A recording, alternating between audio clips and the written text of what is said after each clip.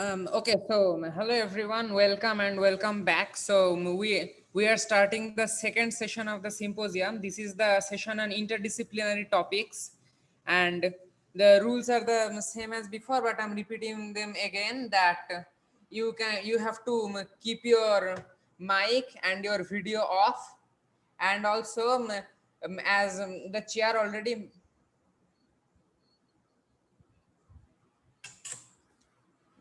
So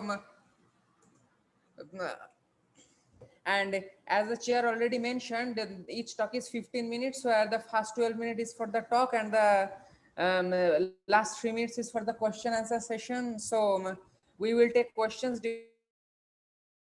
during that question answer period, and you can type your questions in the chat box or can raise your hands. So that's it, and Ogniho Dattu will be our chair for this session. So, hello. Okay, so a very good afternoon to everybody. This is the second session of our Undergraduate Physics Symposium, the interdisciplinary session. We have 4 talks in this session, and after that, we have a bonus talk by Aditya, who has preponed from tomorrow's condensed matter and material sciences session, and we will get to hear 5 talks. So, as we have already mentioned, I'll give you a reminder at exactly 10 minutes.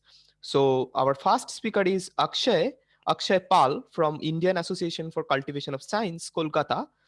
And he will be talking about the hidden variable in the dynamics of transmission of COVID-19, a Henon map approach. So I'll request the host to please, so I'll request Akshay to please share his screen and we will hear from Akshay. Hello, you can hear me? Yeah. Yeah, you're audible. Share your screen. Fine. Yeah, fine. You can see my screen? Yeah. Okay, fine. Good afternoon, all of you. My name is Akshay Pal. I am a BSMS second year student of ISCS Kolkata. And today I wish to talk about the hidden variables in the dynamics of transmission of COVID-19 by an Henon's map approach. We are currently experiencing one of the biggest pandemic in the history of mankind. Coronavirus or COVID-19 have infected more than a crore of people around the globe. The rate of spread is extremely high because of asymptomatic carriers. Previously done epidemiological models like logistic maps, Ross models, SIR, SEIR does not include asymptomatic carriers or latency. Therefore, they fail to capture many crucial effects about the disease spread. In our work, we propose a simple elementary model to include this effect to model the spread of the pandemic. Interestingly, our studies predict an unusual fixed point, which corresponds to a very high ratio of asymptomatic to symptomatic infected persons. Now, let's begin with our model. Let us consider Xn be the fraction of total healthy or susceptible population up to nth day. Yn be the fraction of asymptomatic patients up to nth day. Zn be the fraction of symptomatic patients up to nth day. And Qn be the fraction of symptomatic patients who are being quarantined up to nth day. We will ignore death because their percentage is generally small as compared to the infected population. Therefore, we have a conservation equation, which is Xn plus Yn plus Zn plus Qn is equal to 1. Now, on n plus 1th day, the number of people added in Yn class, that is asymptomatic class, will be because of the interaction of susceptible population with the asymptomatic patient with the parameter A, interaction parameter A, or because of the interaction of susceptible population with the symptomatic patient with a parameter B. And since after this interaction we need to produce asymptomat, we multiply with the number P, where P is a probability of producing an asymptomat. We have a second term which sends people from Yn class to Zn class, and if we include contract tracing, there will be another term that because of time constraint, I will not talk about contact tracing in this presentation. Similarly, on n+1th day, the number of people added in symptomatic class will be the previous interaction. But with this interaction, we need to produce an asymptomat. Therefore, we multiply with 1 minus p in the first term. We have, as we have discussed, second term, which sends people from yn class to zn class with interaction parameter c. And we have a third term, which denotes the fraction of people of symptomatic class who have been quarantined. Similarly, we will have a dynamical equation for people who are being in quarantine, which is the first term denotes the people added in this quarantine class, minus the second term denotes the people who have been recovered from this disease. Although we will consider equilibrium in this Q set to simplify the problem into a two-dimensional problem rather than a three-dimensional problem. So that we get Qn is equal to f by d Zn. Now, as we can see, this equation and this equation have lots of parameters a, b, c. So to make it simple, we define beta is equal to eta a, c is equal to a beta, f is equal to ag, alpha is equal to f by d, so that we have only one tunable parameter a. Okay. Now, after using these definitions, after using these definitions along with the constant equation, we get this two set of equations. Now, we called it Henon's map because we can see this is non-linear in yn and zn. It has a quadratic term in yn and zn in recurrence of n+1th term. And this is a two-dimensional map. Therefore, we called it a Henon's map. Now, we are interested in the fixed point analysis of these two equations. What we mean by fixed point, we mean after every iteration, we are getting the same point. That is Zn+1 is equal to Zn is equal to Z star, and Yn+1 is equal to Yn is equal to Y star. Now, clearly, this system of equation will have three fixed points. First one is Z star is equal to 0, Y star is equal to 0, which is a trivial fixed point. We call it trivial because it does not have a stability region. And the other are Z star is equal to 0, Y star is equal to 0, and Z star is equal to Pg by beta. These two fixed points have an interesting stability region that we will discuss later. Okay. Now, let's explicitly check the stability of Z star is equal to 0, Y star is equal to 0 to understand how we the mechanism of our work. So what we do, we linearize this nonlinear equation near 0, 0, and that therefore we get the set of two linear equations. We combine them to form a matrix equation. Now, we know the general linear recurrence equation have solution of lambda to the power n. Therefore, we get eigenvalue equation of this quadratic equation lambda square minus trace lambda plus determinant, where trace is this and determinant of this is this for the stability matrix. Now, for instability, at least one of the eigenvalue of the stability matrix must have magnitude greater than unity. And if we do a minute play with this eigenvalue equation, we get trace must be greater than 1 plus determinant as a condition for instability. And if we use the same condition for 0, 0, we get a square plus a square pg must be greater than 0, which is obviously always true because p is probability, which is always positive, a square is positive, and g is a proxy parameter for the percentage of people being converted from Zn class to Qn class. Therefore, it remains always unstable. So we similarly do the same thing for Z star is equal to 0, Y star is equal to 1. Now, after doing the same game, we get PG greater than beta as a condition for the stability of the fixed point Z star is equal to 0, Y star is equal to 1. Now, this is the stability region of this fixed point, and this is the instability region. We have in y-axis probability and in z-axis, in x-axis beta yg. Interestingly, when z star is equal to 0, y star is equal to 1 is stable, the other non-trivial fixed point, y star is equal to pg by beta, becomes greater than 1 and therefore does not exist. But z star is equal to 0, y star is equal to 1 is a fixed point, is a weird fixed point. It is weird because it predicts infinite number of asymptomatic to symptomatic ratio.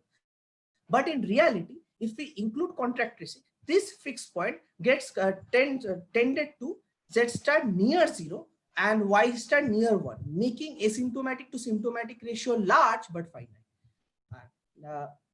Now let's apply our model for different cases. Therefore, we have case 1 and case 2, where the parameters are almost same, but in case 1, the probability of producing an asymptomat is 0.5, and the proxy parameter for fraction of people being quarantined from Zn class to Qn class is 0.5 over here.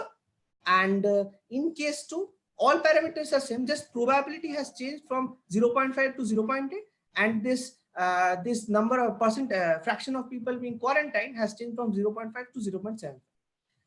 We have in y-axis z by z star, and in x-axis number of days. The thing to appreciate is that this black curve gets saturated fast, but this red curve took time to saturate. This black curve saturated on 18th or 19th day, but in case 2, the saturation took place on 26th day. So increasing the probability of producing an asymptomat caused a lingering effect in the saturation of the saturation of the curve in the system. This is the primary reason why countries like Italy, Spain have faced a lot of problems, a lot of time to saturate their curve as compared to other European countries. Hi, Now, Akshay, you have 2 more minutes. Okay, fine. Now we have done our model for various countries. Let's talk about only 2 sets, which is model test with New Zealand, Switzerland, and Germany, and model test with Austria and South Korea. Now, we took the data for New Zealand, Switzerland, Germany in this time interval. We have in y-axis z by z star and number of scale tests in x-axis. Now, the thing to appreciate is that New Zealand, Switzerland, Germany have similar curve. Why they have similar curve? Because asymptomatic to symptomatic ratio is near to 1 in all these countries. And this golden curve, which has parameters p is equal to 0.5, a is equal to 0.55, overlaps with the New Zealand curve very effectively, and this blue curve, this violet curve overlaps with the Switzerland curve very effectively. So before 10th day, Germany was facing the following the footpath of New Zealand, but after that it has decreased the interaction parameter because of lockdown and contact tracing, and started following the Switzerland's curve. Now let's test our model with Austria and South Korea. We took the data in this time interval. Now, although this is quite crude and approximate, we can make it more accurate if we include contact tracing and latency effect. This black curve represents the Austrian curve. This red curve represents the South Korean curve. This green curve fits the before 9th day, both the curve very approximately, giving us the parameters for these countries. But after 9th day, the prediction curve changed from 0.5 to 0.8, and interaction parameter has decreased. This so this happened because of easing of lockdown, and asymptomatic to symptomatic ratio after this period has increased. It had become as 5.56 as compared to the previous one when it is 1. So the home taking point is this, that this P plays a very important role in the saturation of the curve. And we are still trying to use this model for countries like our country, India, where the disease is still increasing, but we haven't yet found any good scaling techniques to include those effects. So it's still under progress. Thank you. I will take questions now. Okay, so that was a very informative and interesting talk. So we have a question in Shagnik Mukherjee. Over to you. Hi. So can you listen to me? Hi, yeah. Tell me. Okay, great. Thanks for the great talk. I was thinking that like there are this whole class of models. Like if you look around everywhere, there are so many of these models. Like now, my question, I guess, is the first question is how is your model different from each of them in terms of what is the different thing you are doing from so many other models, and the second, like I want to know that what advantage do you have in analyzing the COVID data against those models, and for a country like India, where we are seeing that still we see no plateauing, we don't see any kind of saturation in the number of daily cases. So, what would as a modeler, what would you say is wrong, which is not going on? In all of the other countries we see some state of saturation, but in India we don't see anything. So what, according to you, would be your intuition to say that this is what is going wrong among the many parameters? So let's start with your first question. What is different? What things are different in my model? First of all, as I have discussed in the introduction, most of the present models in epidemiology, like SIER model, Ross model, etc., they are based on differential equations. Okay, and they do not include asymptomatic carriers into their account. So because of that asymptomatic carriers, we fail to address many important features which can be included if we include asymptomatic carriers. The other is my model is has a recurrence relation. You can see it's a discrete recurrence relation, and they use continuous differential equations. The problem with differential equation is that you need a very good computer and different computing techniques to get a numerical values. But here it's just a recurrence equation. Any MATLAB or Python software can give you millions of data very easily. So computationally, it's very easy to do. And as if you compare with, say, for example, logistic maps and logistic equations, there are hidden things in logistic maps. For example, period doubling bifurcation and then route to chaos, that gives you some insight about the system. But logistic equation does not give that. So we also have, I haven't found that yet. There should be some values of parameters for which this set of equation first start doing period doubling and then goes to the chaos level. And yet we don't know what is the meaning of that chaos in coronavirus dynamics. I don't know about that. But and your second question. The second question is, see, in India, the rates are increasing exponentially because there are very less testing, and we cannot, it is difficult to handle so large population to contact trace and to isolate all the asymptomatic carriers. Because of these asymptomatic carriers, they do not show any symptoms. They roam around everywhere, and they are increasing the disease exponentially. And that is the only reason why it is it is still increasing.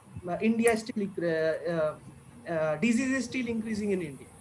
Okay, thanks. thanks. So, Ognibo, if I want to build up on that question, but only if there are no other questions. So let me know when I can. So Shaknikta, you can. I am not seeing any questions, but please keep it brief because we are running out of time. Sure. So my question was, so you talked, so the prime, what I got is asymptomatic carriers in your treatment.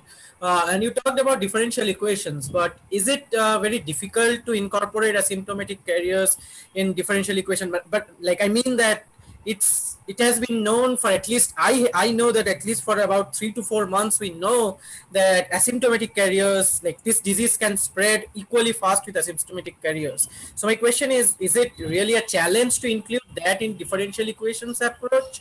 So that's the question, I guess. No, it's not a challenge. People have not done it. That's the thing. People do, means there are many models like stochastic SIR where they do this. They consider this type of things, but you need a supercomputer to get any useful data. They take every person into account. They do every possible contact tracing. Those things are quite difficult to handle, and you need a good infrastructure for that. People have not done asymptomatic things in differential way. So that's the thing. Okay. Thanks. Okay, thank you. Okay, so Akshay, you can stop sharing. So the next talk is by Anirban Ganguly, Presidency University.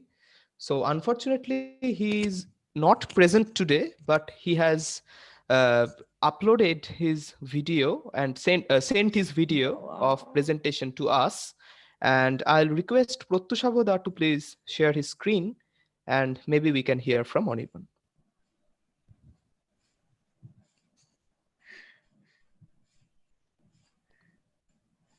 So I'm going to describe my work where I've simulated quantum physics.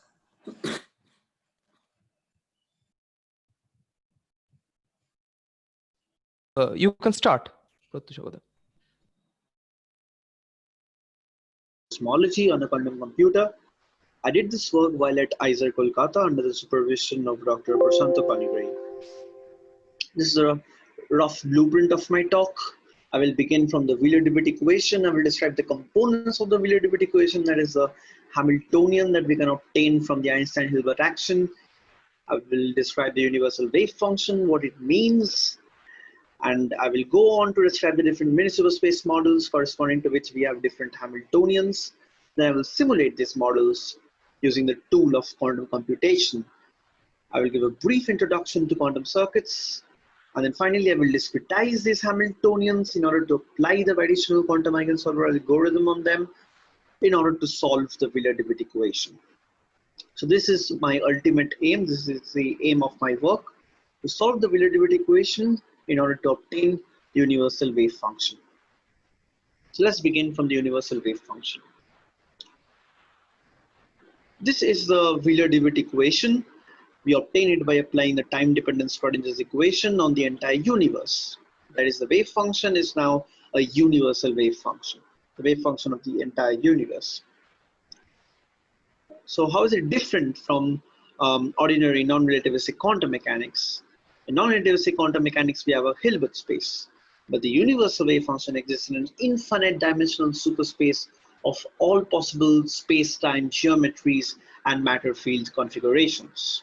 The phi represents the matter field configurations, and the hij represent the space-time geometries. So effectively, this is all possible universes encoded in this single universal wave function. Every universe that can ever exist are encoded in this single universal wave function. Now, why is the right-hand side equal to 0? It's because time, there is no longer any explicit dependence on time of this wave function, because time is now implicitly hidden inside the space-time geometries themselves. Now, since we have an infinite dimensional superspace here, we cannot make our, we cannot solve our problem having infinite degrees of freedom. So we need to restrict the degrees of freedom of the universe to a finite number. That is why we take a finite dimensional subspace of this infinite dimensional superspace, which we call the mini superspace. So how do we get these mini superspaces? We get them by instead of taking all possible matter field configurations, we fix the content of the universe. And similarly, instead of taking all possible space-time geometries, we fix the space-time geometry of the universe. So in this way, we are making the degrees of freedom a finite number. So how do we fix the space-time geometry of the universe? Is by taking the metric tensor. This is the general form of the metric tensor for a mini superspace. But I have also shown here specific example for the metric tensor that we can take. That is the easiest homogeneous anisotropic Friedman-Robertson-Walker metric, corresponding to which we will get a Robertson-Walker mini superspace. Here the hij/dxi/dxj component becomes a squared d omega 3 square, where the a is simply the scale factor of the universe and d omega 3 square is the metric on the three spheres. So it's a closed Friedman-Robertson-Walker mini superspace. Now, once we have the mini superspaces, we can find out the Hamiltonians corresponding to these mini superspaces. For that, first we need to find out the Einstein-Hilbert action, which is the action that corresponds to the Einstein field equations in vacuum. But the total action of the universe, since the universe, we cannot leave the universe as a vacuum, as empty, so we need to fill up our universe with some other components. And for that, we need other Lagrangian terms to add to the Einstein-Hilbert action in order to have a total action, which will include the Lagrangians corresponding to matter fields, as well as the Lagrangian corresponding to dark energy and classical radiation and other components of the universe. Once we have the action, we can find out the Hamiltonian by applying legendary transformation on the Lagrangian. Here I've shown once again the simplest example. There is a simple closed Friedman-Robertson-Walker mini superspace coupled with a scalar field. Here, as we can see, this part is the Einstein-Hilbert action, that is the universe in vacuum, and here are the terms corresponding to the scalar field, that is the content of the universe. The resulting Hamiltonian is of this form. As we can see, this Hamiltonian looks like the sum of two copies of the harmonic oscillator Hamiltonians with opposite sign.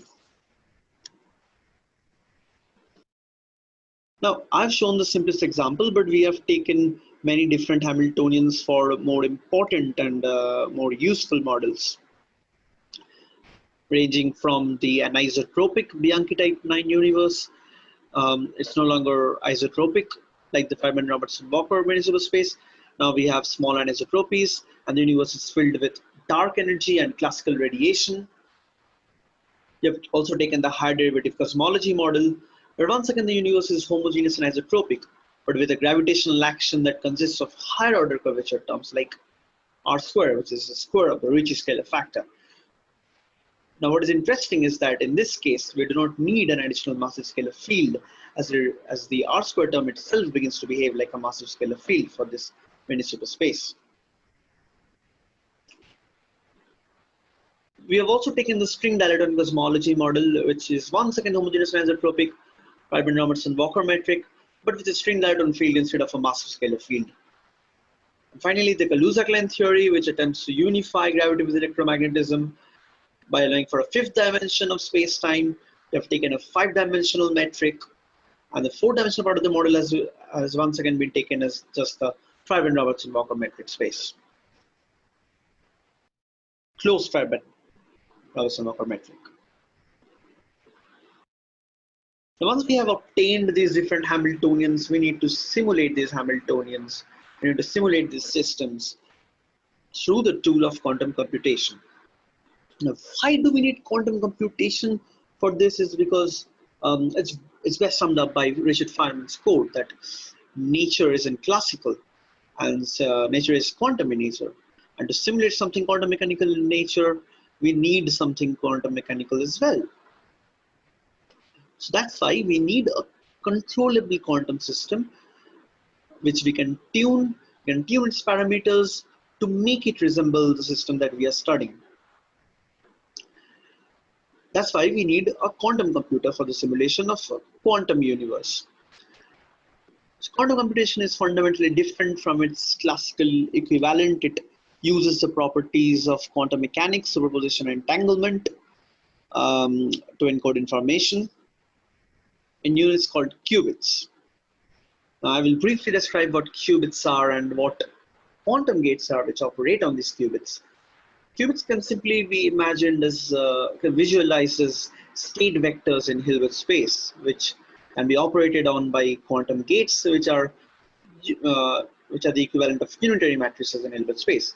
So when we are constructing a quantum circuit, we are simply taking an initial qubit and we are operating unitary matrices on them to rotate these qubits about different axes. Now, the most important example of the single qubit quantum gate is a Hadamard gate. So what it does is, here we have, in this example, we have initially taken a qubit which was in the state 0. So using the Hadamard gate, what we can do is we can put this qubit state into an equal superposition state, that is ket 0 plus ket 1 by root 2. So once it passes through the Hadamard gate, it becomes ket 0 plus ket 1 by root 2. The most important 2-qubit gate is the CNOT gate. We use it to entangle two neighboring qubits. So initially it was ket 0 plus ket 1 by root 2 before passing through the CNOT gate. Now it is ket 0 0 plus ket 1 1 by root 2. So if the first qubit collapses to a 0 state, the other qubit will also collapse to a 0 state. If the first qubit collapses to a 1 state, the second qubit will also collapse to a 1 state.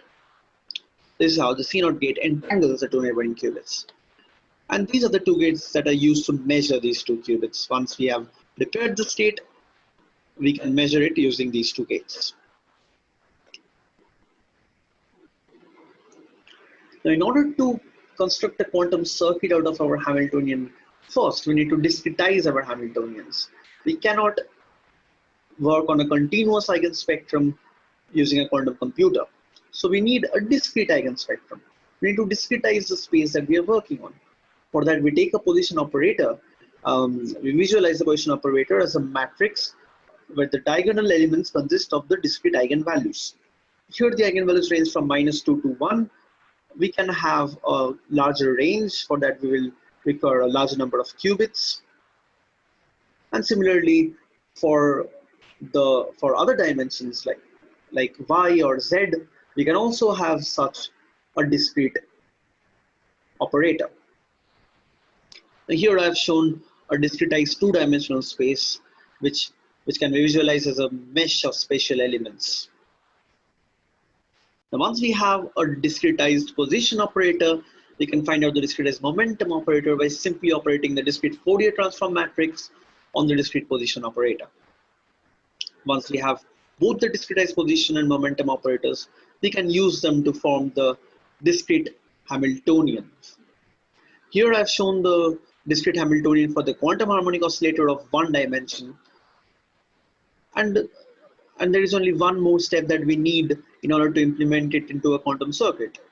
We need to decompose this discretized Hamiltonian into Pauli gates. Since the Pauli basis is a complete basis, we can decompose any discrete matrix into Pauli gates. Here I've shown the decomposition, the Pauli gate decomposition of the Hamiltonian for a one-dimensional quantum harmonic oscillator. For higher dimensional models, we can follow the same process, but we have to operate our Pauli gates on different spaces corresponding to different dimensions, that is x and y, or even larger number of dimensions. Here I've shown the decomposed Hamiltonian for a two-dimensional quantum harmonic oscillator. It can be seen that here there are 4 Pauli gates entangled in each term, so we need 4 qubits for this decomposition.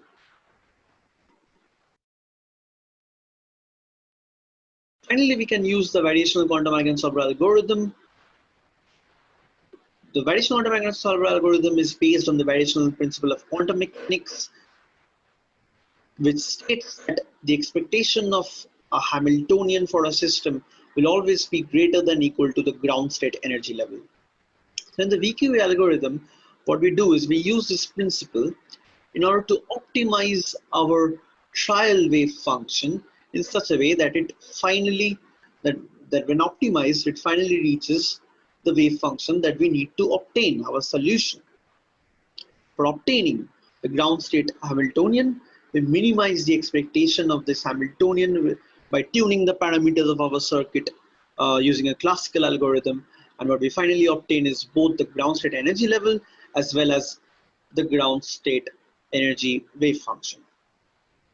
So in this way we can also solve the Wheeler-DeWitt equation, since any Schrodinger's equation can be solved in this form, and what we get is,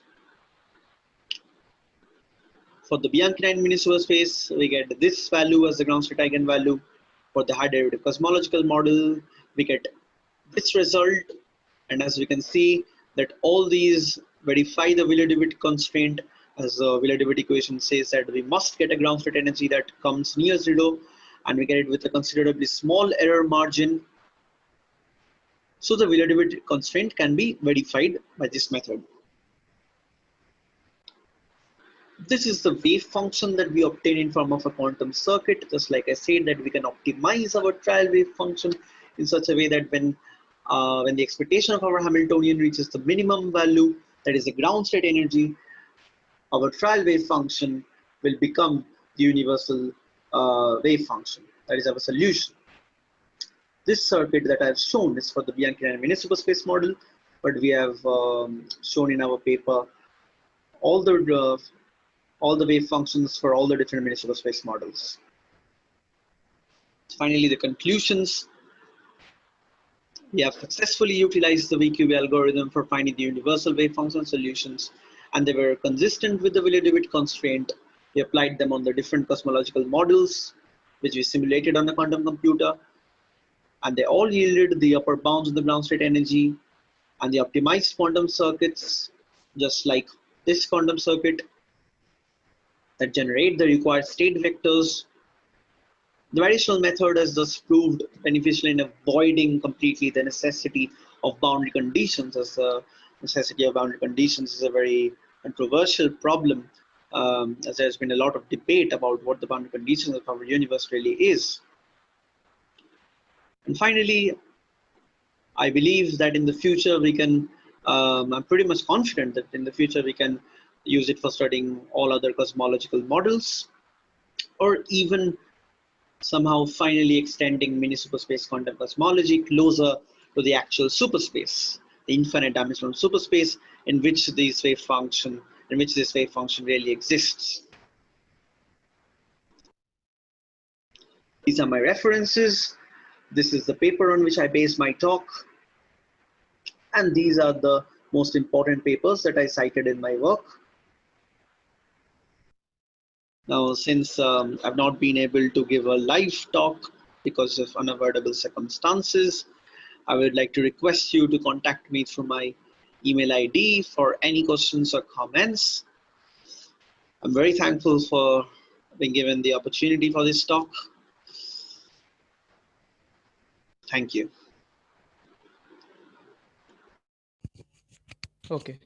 So as I already said in the chat, and also Anirban mentioned that he is not present today, so we won't be having the question answer session today for this talk. So let's move to the next talk without any further delay. So Alfred, you can share your screen. He will be talking about variation of soil temperature at various depths and time using mathematical model. He is a student from University of Jos, Nigeria. So Alfred, you can share your screen.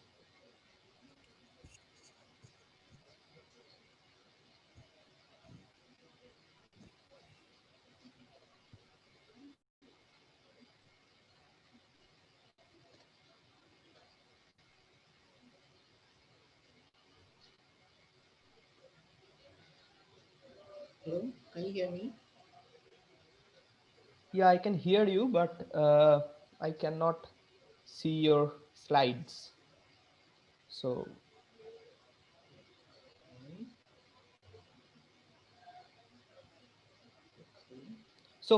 Alfred, what you need to do is please just stop sharing for a moment.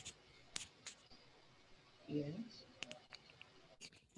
Okay.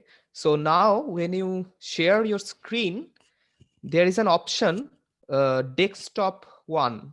So select it and share it. Or you can do, you have opened the presentation, right? So you can choose that window when you are going to share. Okay. Choose the appropriate window while you click share screen. Okay.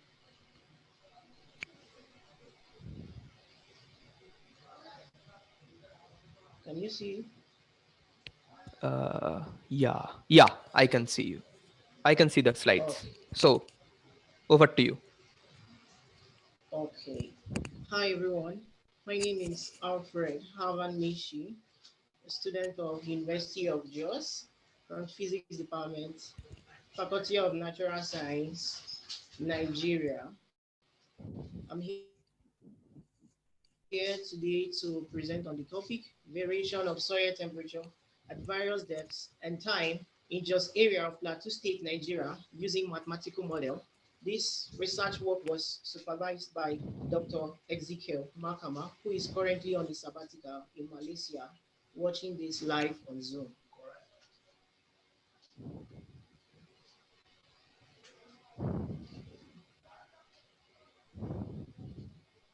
Soil is generally viewed as the loose material that covers land surface of the earth. Due to insolation, solar installation of the Earth's surface, soil particularly experiences an external regime known as soil temperature. Soil temperature is one of the most important variables of the soil that significantly influences plant growth, soil respiration, and seed germination. Soil temperature, being an important parameter in many aspects, has suffered data paucity, especially Nigeria. Even when the data are available, they are not well articulated. And for these reasons, we have decided to go into a predictive method that can be used to actually help us reduce the stress of calculate these values using mathematical models.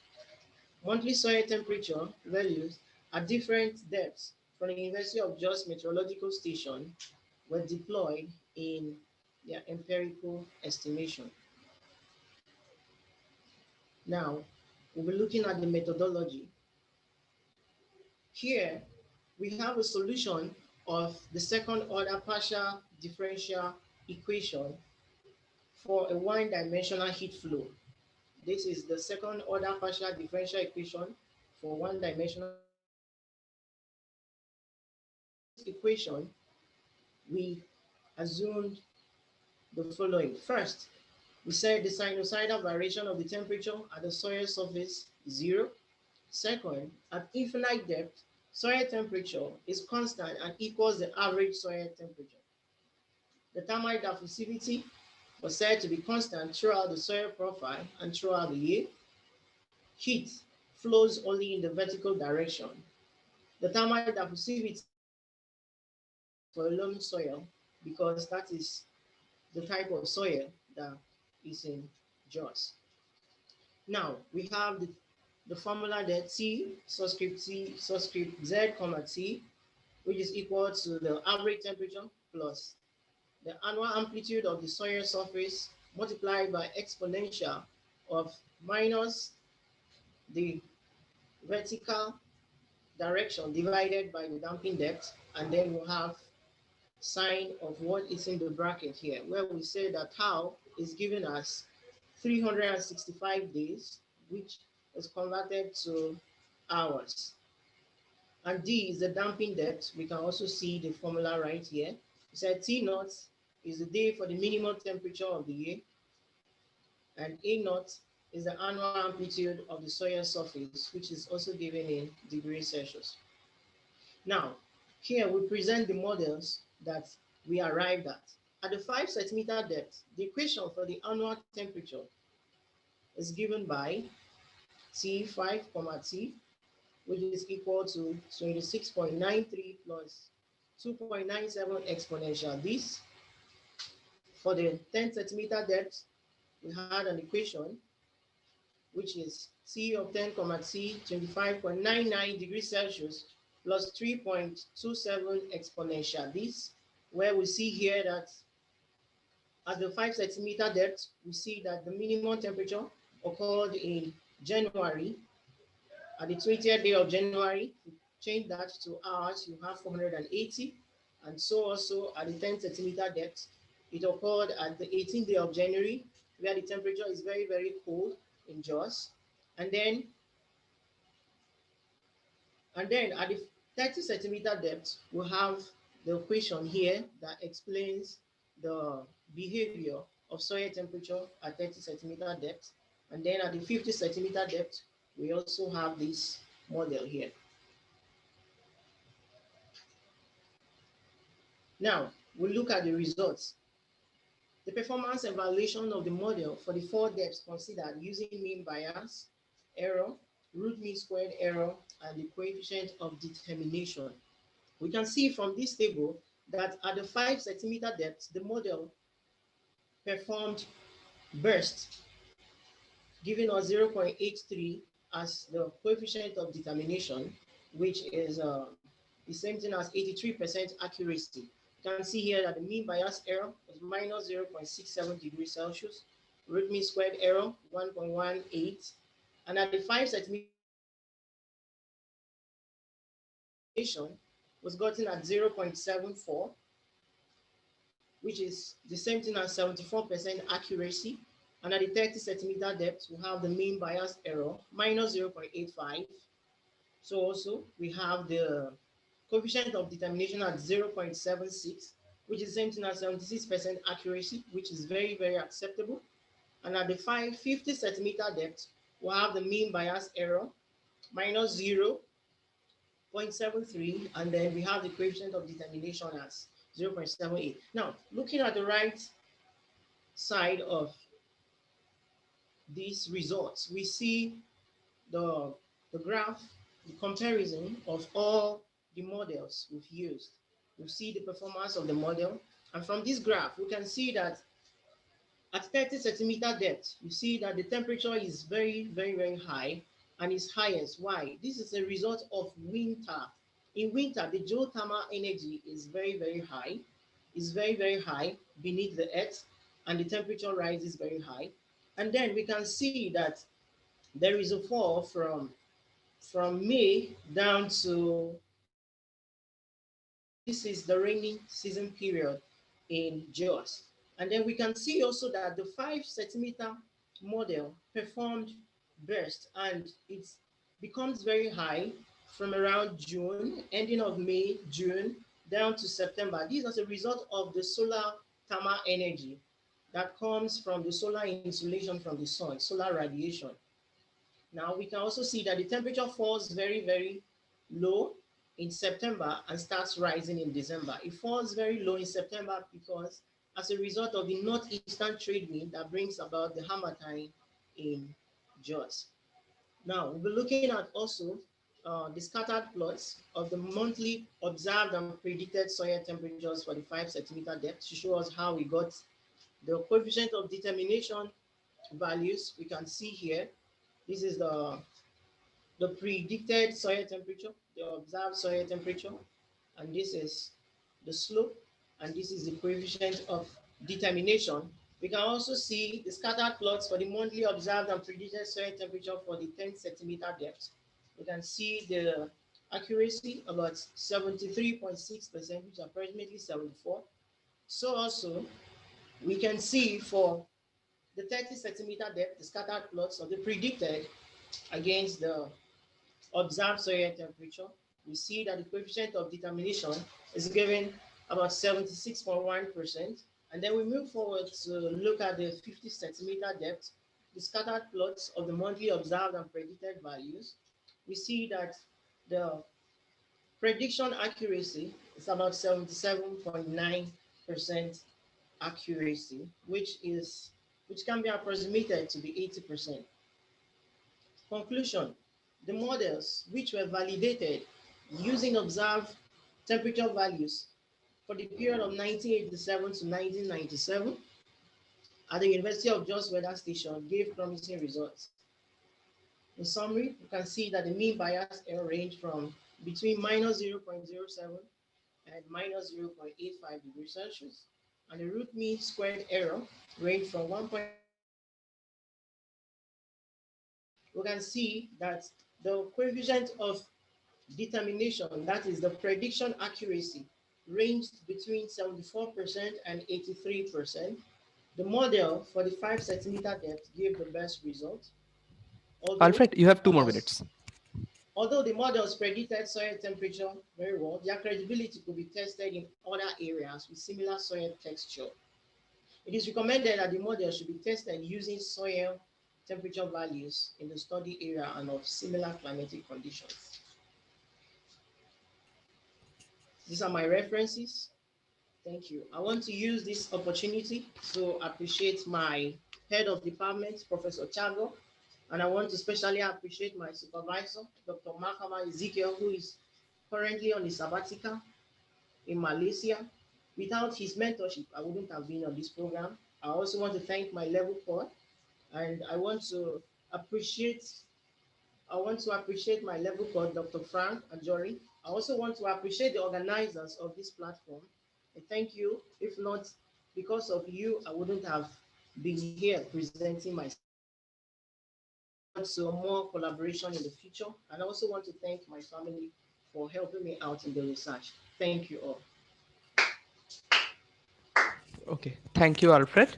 It was a great talk. So we have questions. So I see a hand raised. So over to Shaugatada.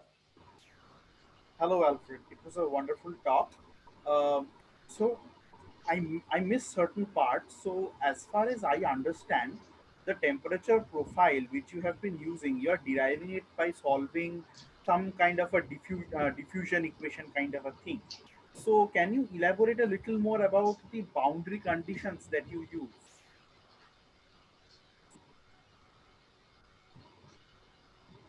Hello, please, can you come again? Yeah, sure. So the temperature profile which you have been using, that has been derived from some kind of a diffusion equation, right? So there must be some Correct. boundary conditions to it. So what are the boundary conditions that you use? Okay, now, if you look at the work carefully, I said we made some assumptions in my method. I said that we took the following assumptions: that the sinusoidal variation of the temperature at the soil surface was said to be zero, Okay, and at infinity, the soil temperature was constant and equals the average soil temperature. all right. Yes. Thank you.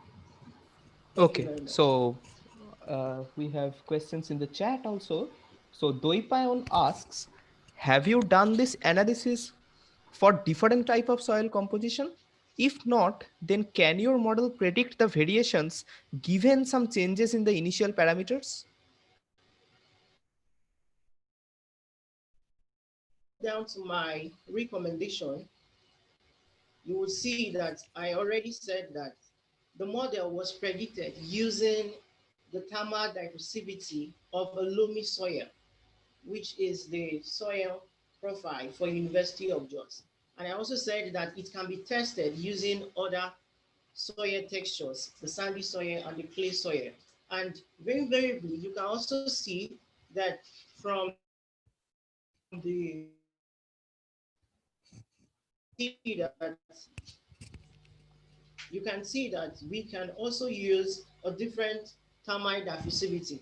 All it just matters is this figure right here. You can see the damping depth. This is what actually makes the difference. So you can actually use this formula that is here to solve for other soil textures too. Okay, so as we are running out of time, there is a time constraint. So this is the last question I'm going to take from Shrestha. Are you comparing your model with any experiment? What is the accuracy supposed to mean? Thank you very much. Now, our model is different from other models due to the fact that in other models, the the pi, where we have 2 pi all over tau. The value for the pi used for other models is 3.142. But for our own models, for our own research work, we decided to use 180 degrees, and this, which proved and increased the accuracy prediction of our model with the observed, between the observed and the predicted values. So yes, our model is different from other models. Okay, thank you, Alfred. So there is also a question by Shionil in the chat box. You can reply to him in private if you want to answer his question. So you can find it in the chat. So let's Okay. move to the next talk. So I request you to please stop sharing. Okay, Okay, thank you thank very you. much. Okay, thank you, Alfred. So moving to the next talk by Somali Ghosh, Presidency University. She will be talking about the structural studies of atomic nuclei produced during the cauldron of cosmos, astrophysical importance of 20 Ne nucleus. So, Somalidi, you can start sharing and we can hear from you.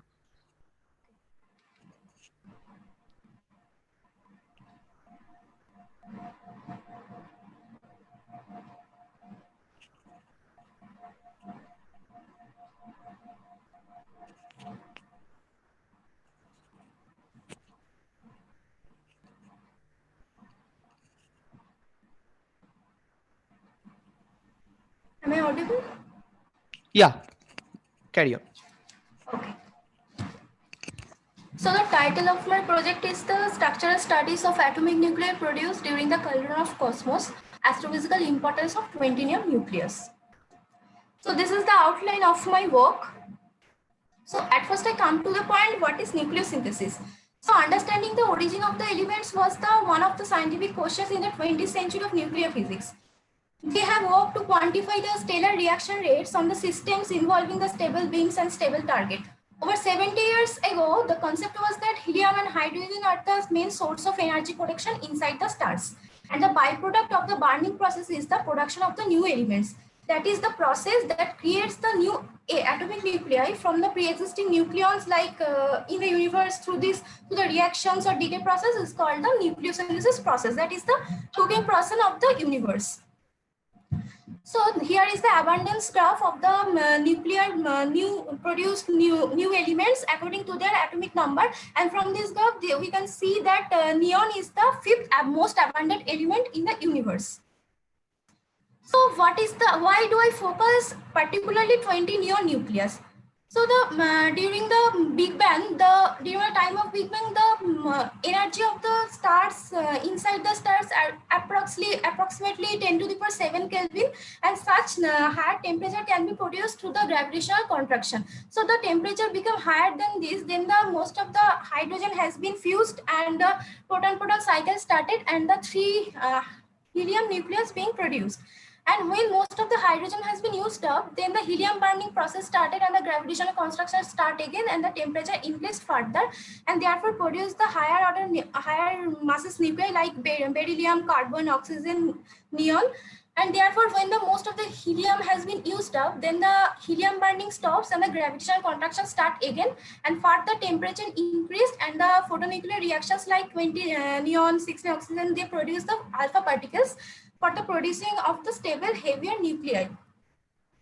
And further the burning process still going on, and therefore produce the 56 iron, and the nucleus greater than the mass number 56, they are become neutron captured become more dominant, because iron is the most stable element and having the highest binding energy. So after this mass number, the new element cannot be produced through the nucleosynthesis process. So we can see that the 20 neon plays an important role in the producing of the new elements.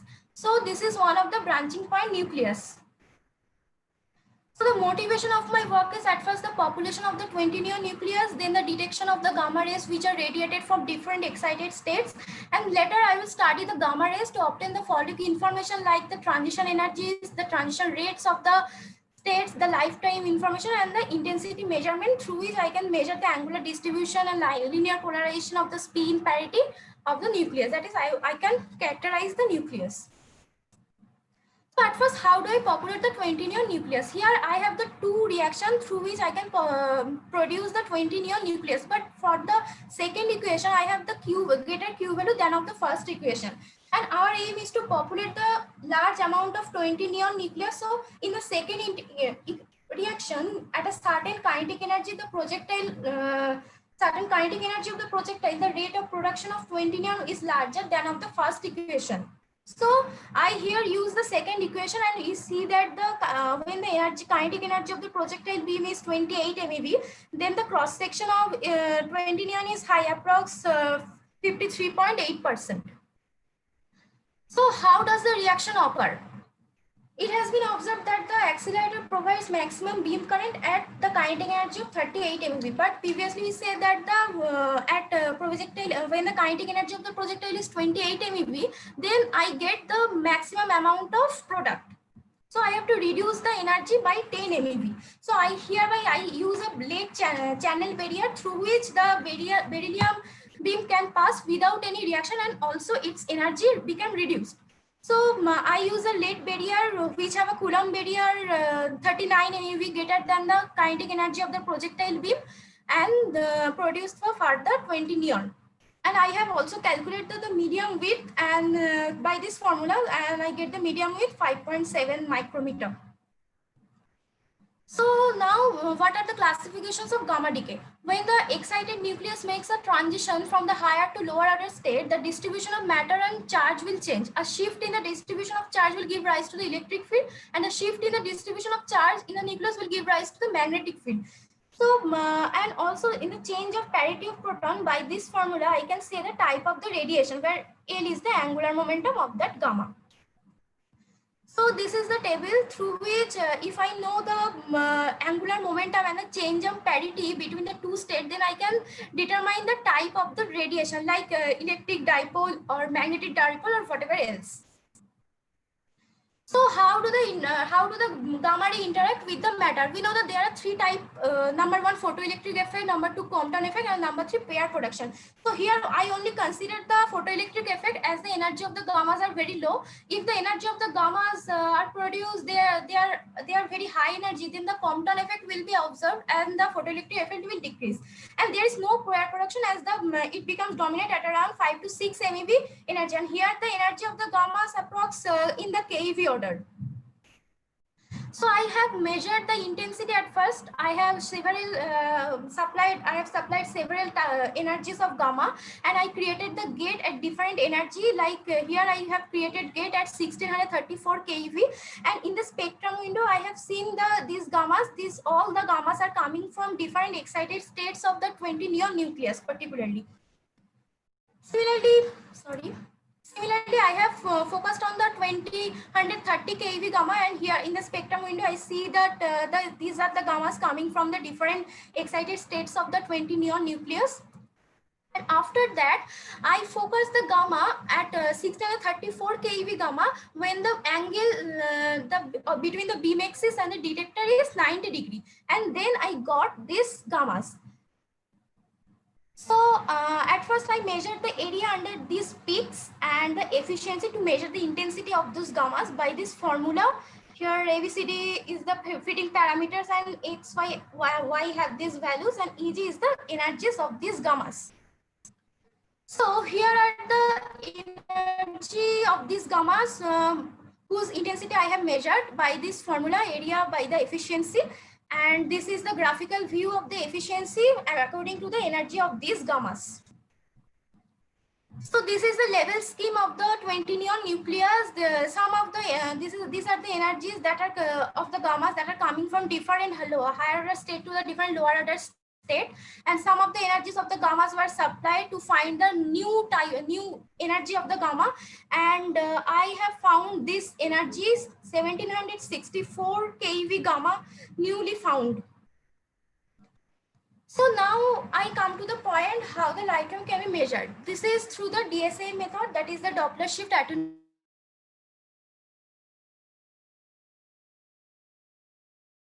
method. This is the method gamma rays can be determined, and the energy of the gamma radiation emitted from ensemble of nuclei formula t equal to 0 time with having something different initial velocity, and so after certain time and moving at a different speed, it can be observed by this formula where E0 is the energy of the gamma when it was produced and nucleus was produced, and E gamma is the energy after certain time t. So this is the experimental arrangement of Doppler shift attenuation method. Here we see that the beam particles hit the target and different gammas are emitted at different angles, and I have placed the 4 detectors at different angles. For the, if I focus the number 1 detector A, here we see that the angle between the beam axis and the detector approximately nearly equals to 90 degrees. So there is no shift, almost no shift in the energy of the gamma. But for B, C and D detector, I see that the energies of the gammas are shifted in the backward and the forward respectively. As it was placed in the forward, and these are two placed in the it's placed in the backward direction, and these are placed in the forward direction. You have So 2 more these are minutes. okay. So this is my experimental observation for these 2 gammas. I have measured the shift of the energy, and here clearly I see that at 90 degrees there is no shift in energy. So I measured the lifetime of 3 different excited states. For this, at first I plotted the difference of initial and final energy versus the cosine angle to find the beta for particular states. And therefore I measured the energy of the nucleus when it was created, and I get 10 MeV, and energy of the nucleus after decaying, it is EF, and therefore I measured the lifetime of this gamma through this formula. And this is the to the y-axis, this is this quantity, and along the x-axis this is the energy of the gamma, and I have measured the lifetime of these 3 excitation energy states, and these are the gammas which are emitted from this excitation energy. So this process of finding of new transitions from different levels is still going on. In future, from this lifetime information of the gammas, I will be able to find the information about the resonance states, and can also find the resonance width and the cross section of the states that can be predicted. Also, in my next work, I will calculate the transition probability of the gammas from the lifetime information, and from this transition probability, the angular distribution, the intensity of the gamma rays, I will measure the spin and parity of the nucleus states. So these are my references, and thank you for giving me such a great opportunity, and thank you my supervisor for these helpful discussions. Thank you. Okay, so thank you, Shomalidi. So we have question in the chat box. Where have you done the experiments, Shomalidi? Actually, I have done this experiment through a software that is called Radar software, where actually it is a gamma level scheme software where different number of detectors are placed in this experiment, and therefore I measured this. Really a computational process, not any experimental lab process. Okay, thanks. So, okay, we are having 2 questions from the participants. So, Shauparno, you can unmute. Yeah, am I audible? Yeah. Yeah. So, Samadhi, could you just, go back to that, or at least could you explain that part where, there was a shift in the gamma ray. So, like at the origin, it still remained the peak, and then there was a smooth, hum. কথাটা বোঝা যাচ্ছে না, একটু কেটে কেটে যাচ্ছে। কেটে যাচ্ছে? একটু কেটে যাচ্ছে। Yeah, okay. So I was asking that could you please go to that slide where you had that gamma ray spectrum? I mean, the shift in the gamma energy of gamma ray.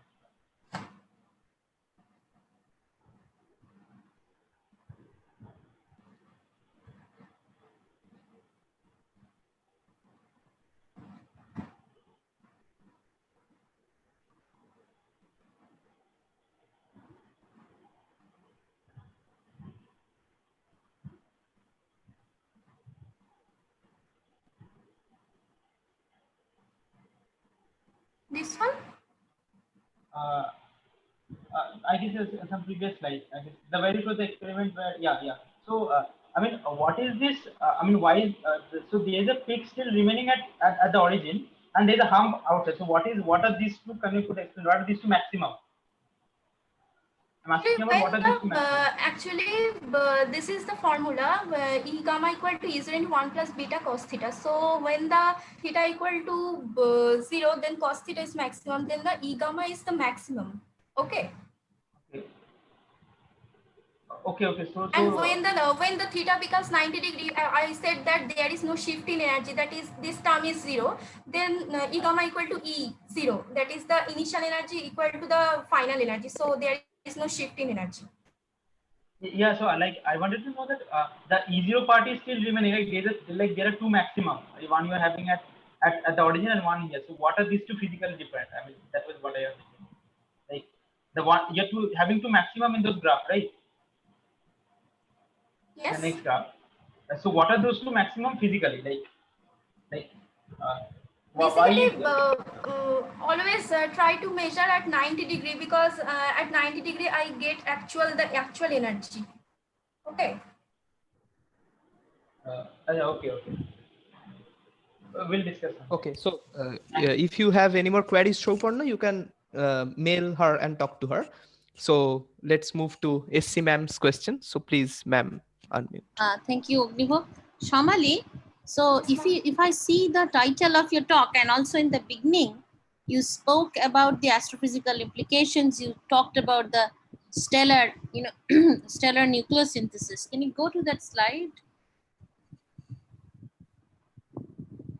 Yes. Now 20 neon, right? Yes. So you are doing studies of that, and you are doing these experiments and like software experiments and trying to find transitions and all that.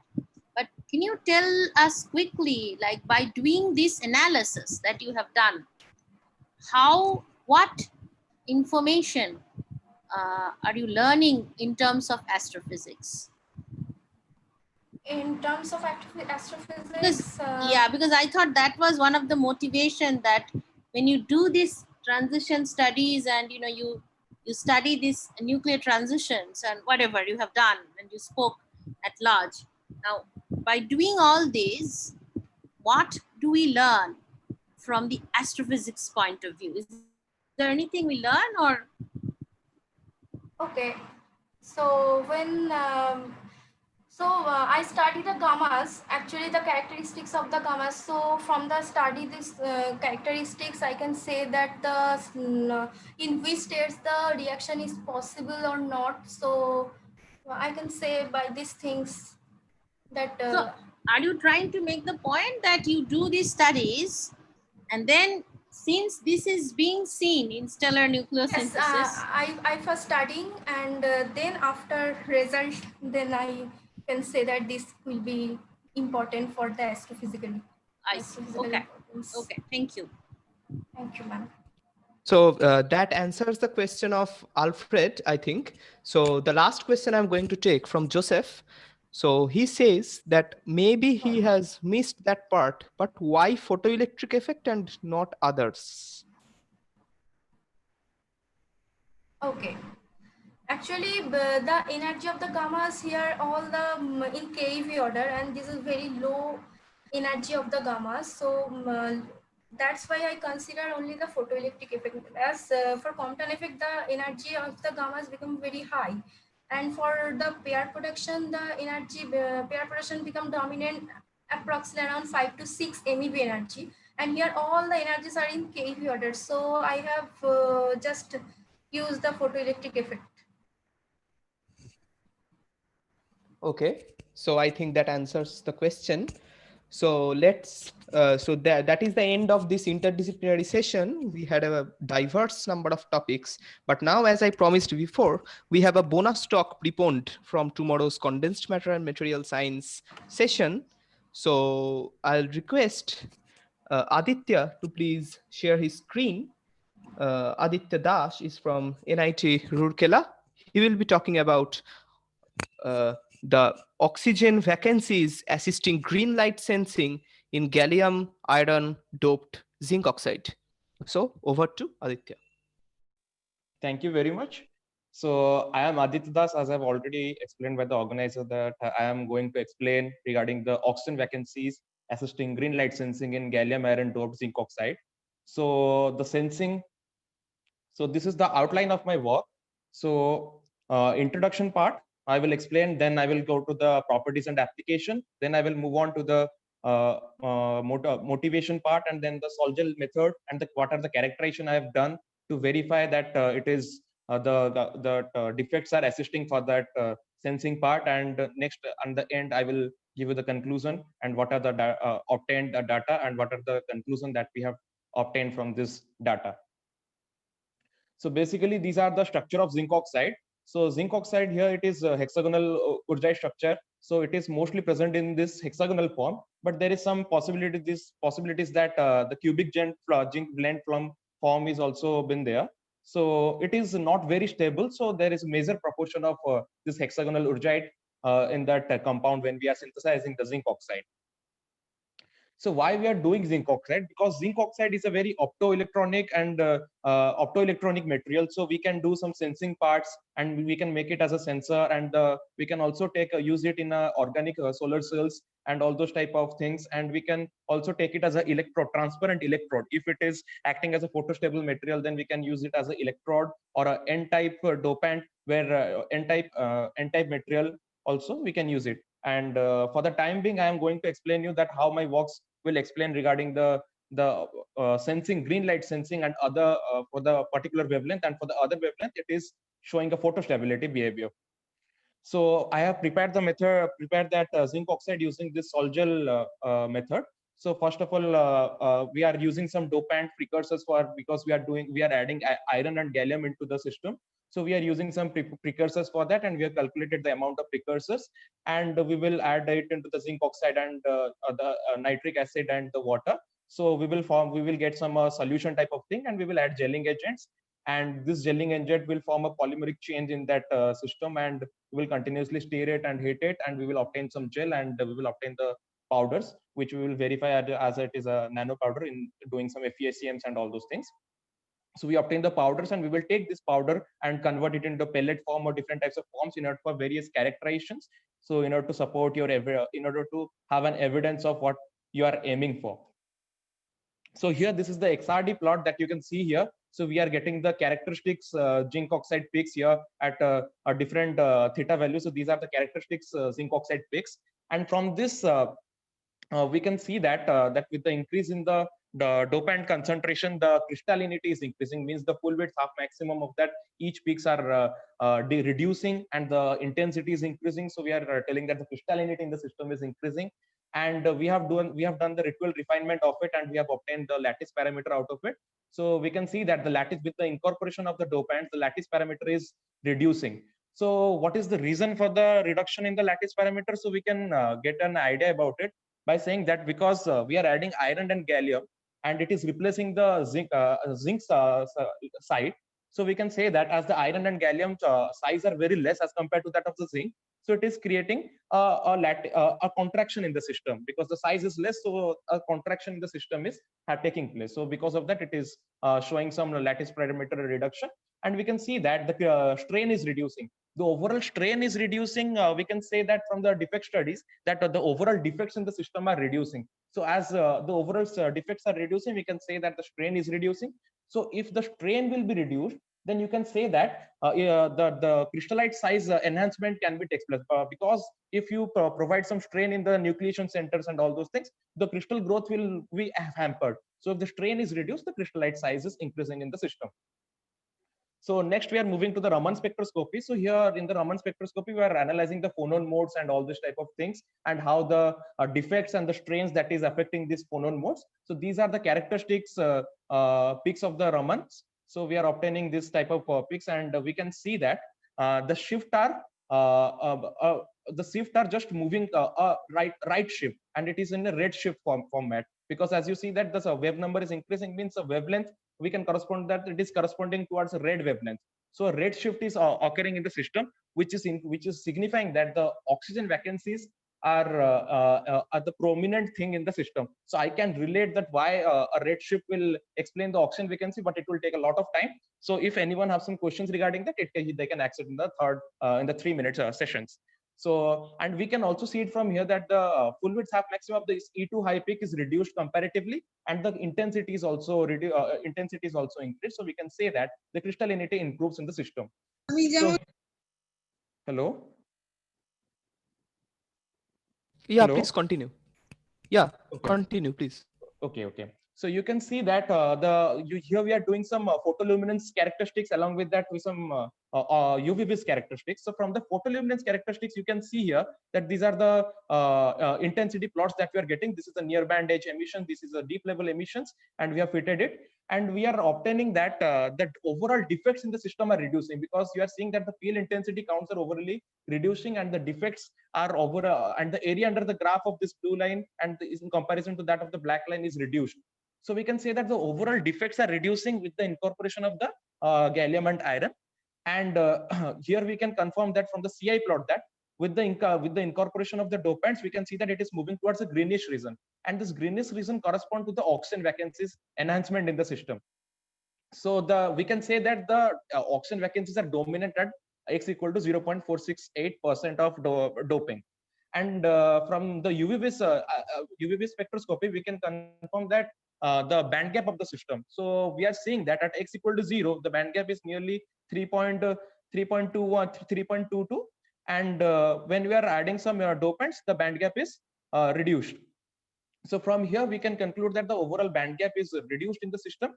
And here you can see that when generally if you take a single crystal of zinc oxide, then there will be a conduction band and a valence band, but there should not be any defect states present in the system. But when we are producing that zinc oxide and we are incorporating dopants into it, there will always chance of some defect states that is present in between the conduction and valence band.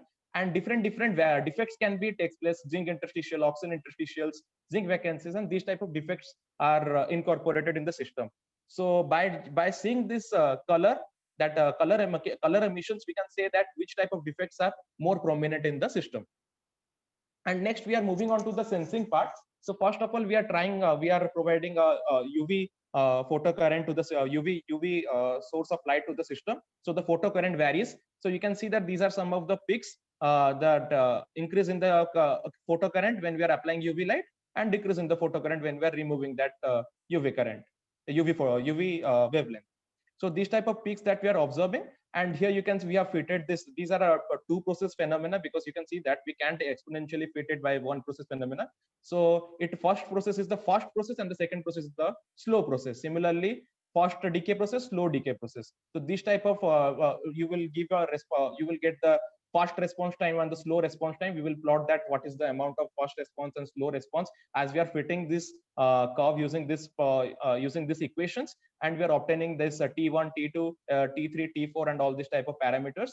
And we are getting that how much response time is increasing and how much recovery time is increasing or decreasing, and whether it is a slow process or a fast process. So these things have to be incorporated. And similarly, we have done this for the color part. So we have taken different color wavelength of light, and we are illuminating those sample with this wavelength of light, and we are taking a cycle, an on-off cycle for that. And we are obtaining different types of plots or different types of enhancement or de-enhancement in the current. So these things have to be incorporated by fitting this growth equations and the decay equations, and we will obtain that the overall photocurrent in the system for all the wavelengths are increasing, and the overall the response, the recovery time becomes slower with the in the doped sample for all color wavelengths. So these are the idea that we are getting from this type of analysis. And here you can see that as the band gap is decreased in the system, so we are also getting an enhancement in the conductivity. So this is the current versus voltage graph. So you can see that the current versus voltage has an enhancement in the conductivity we have also seen here. So which is in correlation to that of the band gap data we are having. So we have calculated the sensitivity. So with the variation of that wavelength. So we have seen that for the UV region, the sensitivity reduced drastically for the UV wavelength. And there is a bump here you can see for the 550 range. So that is for the green color, that is for the green light wavelength. So we can see that this bump is coming because there is a oxygen vacancies in the system is increasing. So oxygen vacancies are assisting for the green light wavelength enhancement and that photocurrent enhancement due to the green light. Okay, And Aditya, you have two more minutes. Okay. So the sensitivity. So we have seen that that oxygen vacancies in that system is increasing. So we can relate it that more number of electrons are trapped in that system. So when we are giving an a green color wavelength light, so these electrons are able to move to the conduction band. So we can say that the oxygen vacancies are assisting for the green light sensing. So there is a bump in the green light part and there is a reduction in for other part. And you can see for the it is acting as a photostable UV stable material, and it is somehow showing some sensitivity, showing some response at the green color bump in the green color wavelength. So we are moving on to the conclusion. We can see that crystallite size is increasing with the incorporation of iron and gallium, and a sharp reduction in the defect states. That is the most important aim, is that defect states should reduce in the system. We have confirmed it from the photoluminescence spectra, and we have seen that the conductivity is enhanced in the system. So as the conductivity is enhanced in the system, we can use it as for the electrodes and all this type of thing. And the photocurrent increase with gallium dosing for all wavelength, and from the defect analysis, we can say that the defects are also creating a major part in the contribution for that the sensing, that color sensing part of the color sensing part here. And you can also say that the increase in the conductance and transparency with reduced defect and increase in photocurrent sensitivity, there is a future expectancy of that sample under ambient light sensing for the green color, and the TCO material for the UV and all those reason. It has a transparent conductive oxides. So for the UV range, if you are using only UV color of wavelength, so there is a decrease in the oxygen interstitial, which leads to decrease in red color sensitivity.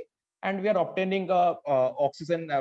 We are obtaining a light sensing for the green light and photostable reason for the other wavelengths of the light. So that's it. So thank you very much. Okay, thank you, Aditya. So we have questions. Shagnigda, you can unmute yourself.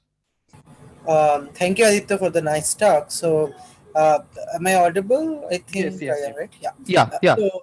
So my question is, like, I don't know much of this, but can you? So you said that when you dope after, and I believe, is it so that when you are giving the light signals, those are on and off signals, right?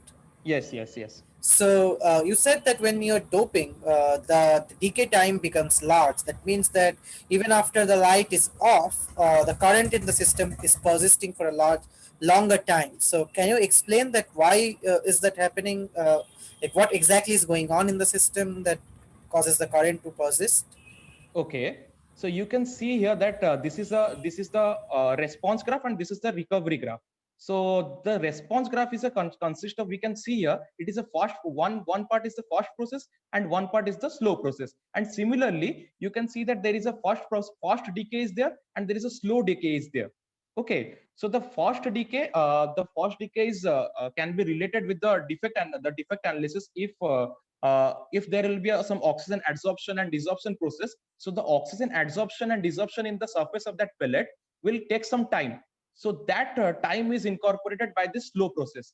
Okay, but when we are illuminating the green light into the when you are illuminating the green light in the system, and you can see that suddenly the current will increase. But sometimes what it happens, that oxygen is getting adsorbed into the system of that vacancies, oxygen vacancies. The oxygen from the atmosphere will get adsorbed into the system. So that trapping and detrapping will take place, and it takes some time. So because of that, it becomes slow with the time. And so that the fast process is because of that enhancement, and the slow process is because that trapping, retrapping time is also taking place. So similarly in the decay process also. Okay, but so I get your point. So, but like, what does this has to do with doping? Like, what changes when you dope? Okay. So the thing is that when you can see from this photoluminescence spectra, so there are different density of states here present. There is in between the conduction band and the valence band. So when we are doping, doping the sample, so you can see that there is a variation in the density of states of this these defect states. So because of this variation of the density of states of these defect states, we can say that that more how much amount of oxygen adsorption desorption is taking place, how much the current will affect. And if you have more density of states as oxygen vacancies, so more number of trapping can be takes place, so more electron can be moved from this trap state to the conduction band, so more light you can absorb. Hello. Okay, thanks. Does that answer? Okay, fine. So let's move to the second question and the last one because we are running out of time. So Doipan asks, can your work be used to fabricate solar cells and increase the efficiency? If yes, how? Okay, so it is a very good question. So the thing is that when we are using a solar cell, so the thing is that depletion above the depletion layer, so there is a N-type because solar cell is containing P-N junctions. So there is a N-type dopant that is facing the sunlight. Okay, N-type this material that is facing the sunlight. So the thing is that when the amount of sunlight that is reaching the depletion layer will be more, the more more amount of energy that you will get.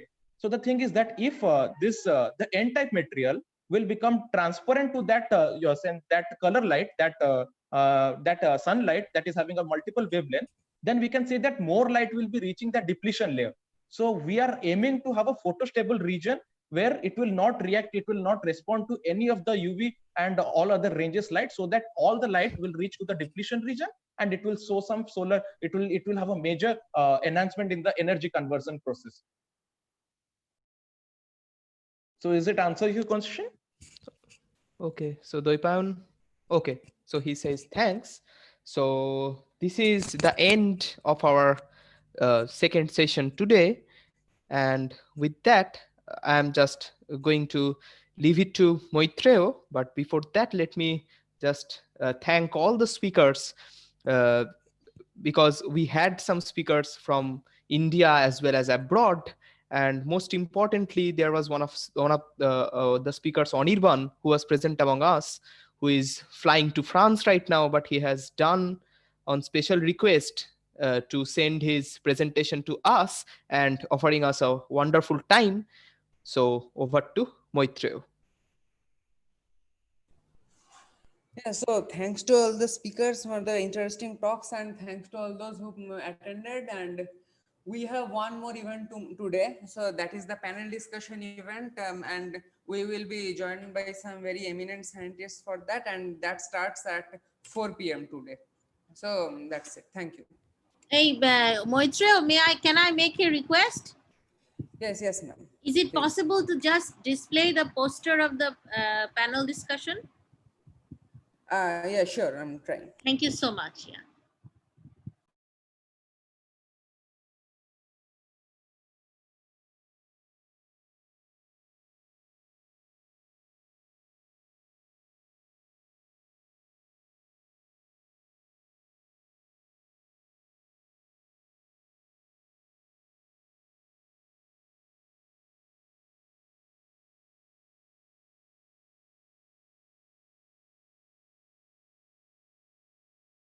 Thank you very much.